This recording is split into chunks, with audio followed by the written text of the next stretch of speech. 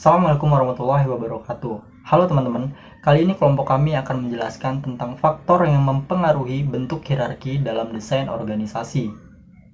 Seiring dengan berjalannya waktu ke waktu, perubahan akan selalu terjadi, baik itu disadari atau tidak. Begitu pula sama halnya dengan organisasi.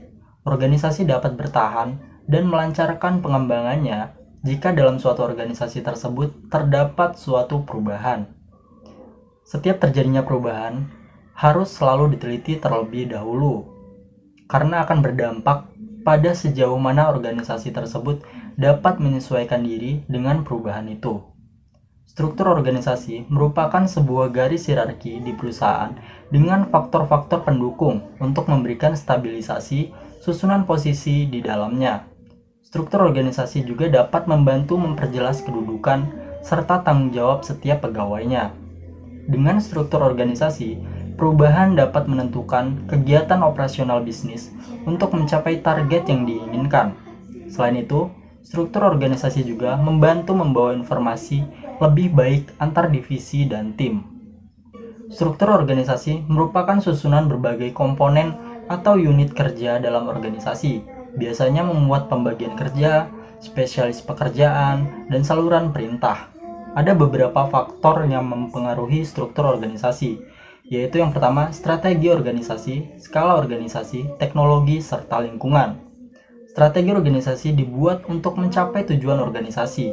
Struktur organisasi mendeskripsikan sebuah kerangka dan susunan hubungan antara fungsi, bagian atau posisi yang menentukan tingkat organisasi, serta struktur yang menjadi tempat untuk pelaksanaan otoritas.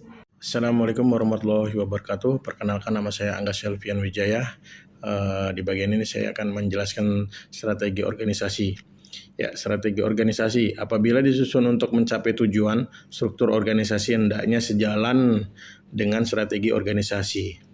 Terjadinya perubahan pada strategi organisasi akan berdampak pada perubahan struktur organisasi, baik langsung maupun tidak. 1. Strategi korporasi. Strategi korporasi menangani ruang lingkup strategis perusahaan secara menyeluruh, terutama dalam merumuskan visi, misi, tujuan, dan sasaran perusahaan.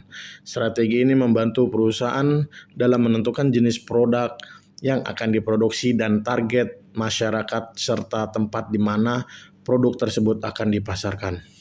2. Strategi bisnis. Strategi bisnis dijalankan oleh masing-masing unit di dalam perusahaan. Namun, dalam pelaksanaannya, unit bisnis harus bersinergi dan mendukung strategi korporasi yang ditetapkan oleh perusahaan induk. Strategi bisnis dapat melihat unit bisnis mana yang unggul dan perlu ditingkatkan. 3. Strategi fungsional.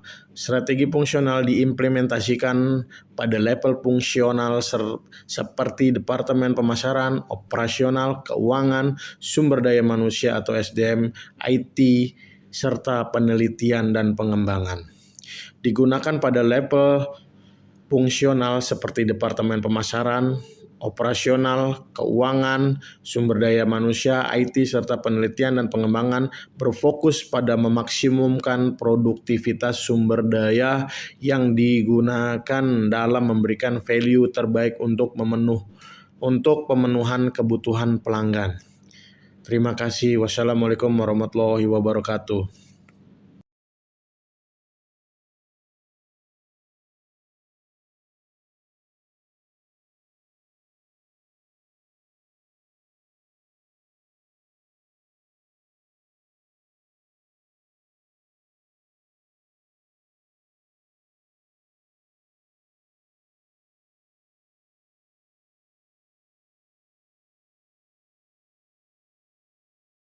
Organisasi. Skala organisasi merupakan salah satu faktor yang memengaruhi struktur organisasi. Makin besar skalanya, kian besar dan rumit pula struktur organisasinya. Skala organisasi dipengaruhi beberapa faktor, yakni jumlah penjualan, target pasar, serta jumlah tenaga kerja. Organisasi berskala besar menandakan organisasi tersebut memiliki beberapa cabang di daerah lain karena target pasarnya besar. Tentu tenaga kerjanya juga banyak dengan ruang lingkup aktivitas yang luas. Sebab itu, Organisasi berskala besar cenderung memiliki struktur organisasi yang rumit dan besar. Karena pembuatan strukturnya perlu mempertimbangkan beberapa faktor terkait. Nah, sebaliknya, organisasi berskala kecil biasanya memiliki jumlah tenaga kerja sedikit. Karena target pasar dan ruang lingkup aktivitasnya juga sedikit. Karena itu, struktur organisasinya cenderung sederhana. Skala organisasi dapat dibedakan berdasarkan jumlah penjualan, pangsa pasar, dan jumlah tenaga kerja. Organisasi yang berskala besar memiliki ruang lingkup aktivitas yang luas. Oleh karena itu, tindakan pendelegasian wewenang dan pekerjaan diperlukan dalam mendesain struktur organisasinya. Selain itu, organisasi juga perlu mempertimbangkan berbagai faktor yang terkait ruang lingkup aktivitas yang luas tersebut. Organisasi besar yang mempekerjakan banyak orang, seperti 2.000 orang atau lebih, cenderung memiliki banyak spesialisasi, departementalisasi, tingkatan vertikal, serta aturan dan ketentuan daripada organisasi kecil. Berbeda halnya dengan struktur organisasi yang berskala kecil. Biasanya mereka mengimplementasikan struktur organisasi yang lebih sederhana. Dan dalam hal tersebut, tidak banyak terjadi pendelegasian wewenang dan pekerjaan dengan kemungkinan pangsa pasar.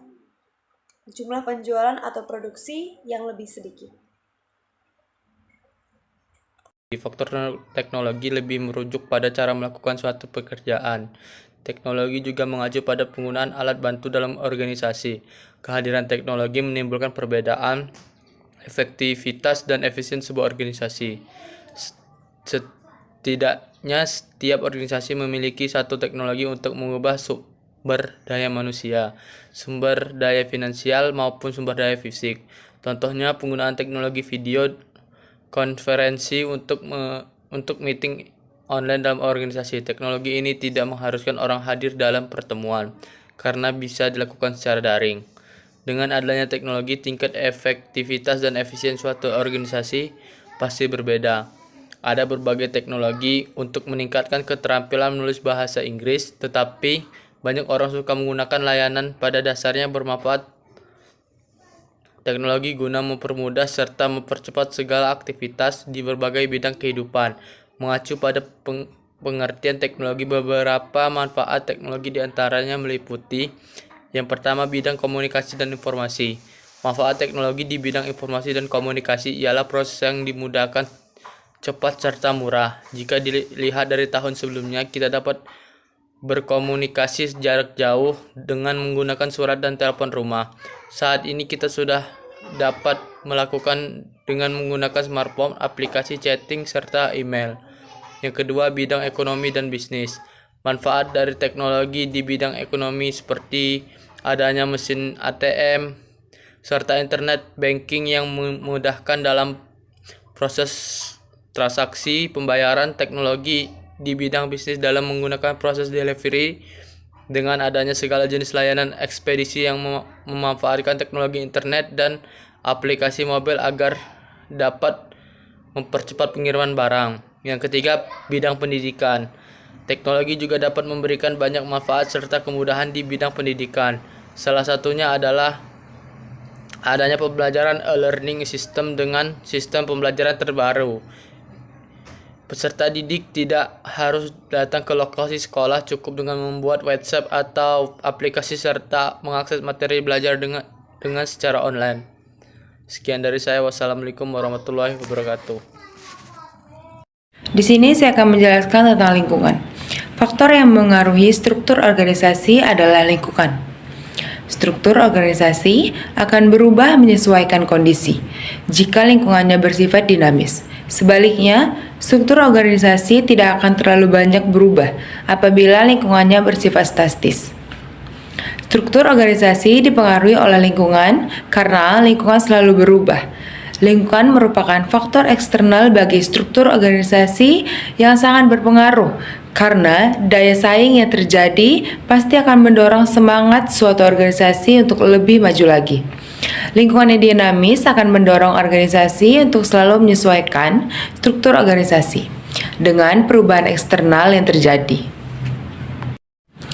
Contohnya, seperti peraturan pemerintah, kompetitor baru, kesulitan dalam mendapatkan bahan baku, serta preferensi pelanggan yang terus berubah terhadap produk. Apabila lingkungan yang mengelilingi cenderung statis, maka tidak akan ada terlalu banyak kekuatan untuk berubah dan mengubah struktur organisasi.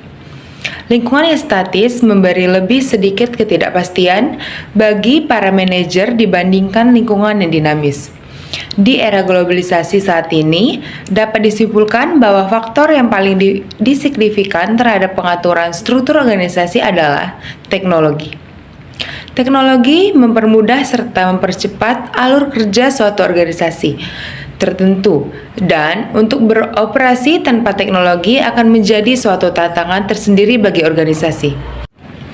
Pegawai memahami bahwa struktur organisasi yang tepat perlu didukung dengan teknologi yang komprehensif. Oleh sebab itu, solusi payroll, absensi, dan struktur organisasi pegawai didesain untuk mempertahankan dan meningkatkan produktivitas struktur organisasi dan organisasi yang mengimplementasikannya.